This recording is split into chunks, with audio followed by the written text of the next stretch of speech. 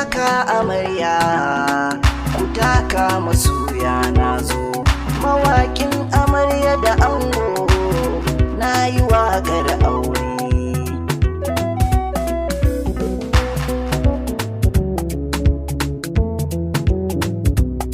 Ranar ku ce yau da ke da ango, amarya burin ku ya cika.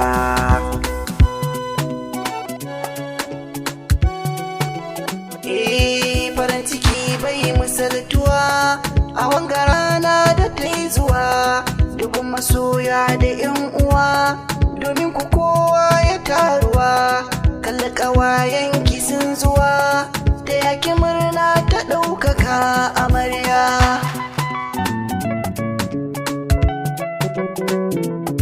Aure riga ta nutsuwa, sallar halacci mu yaduwa, cikin nishaɗi da shakuwa, ku mura daɗin ta rayuwa, ku zama ɗaikar ku damuwa.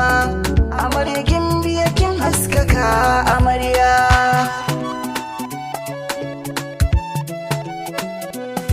Ki riƙe kwalliya ki iya miya, ba daga murya da dagiya. Ango ka dai ƙara juriya, ba ta kulawa gaba ɗaya. Ku yi ta wasa da dariya, ku rufe sirrin kuku duka amarya.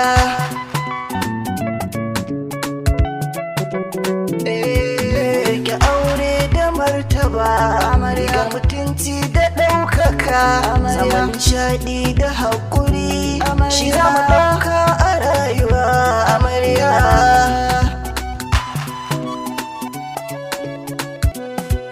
Sama gautan ku damuwa, masu burin ku yi rabuwa, su gaza bacci kururuwa.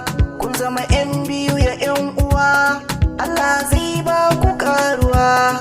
Ina ma dai na zam haka amarya.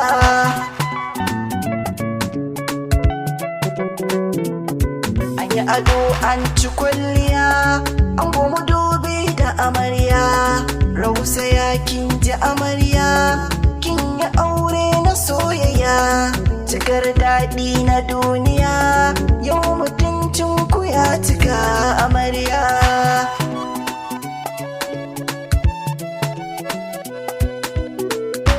Amarya.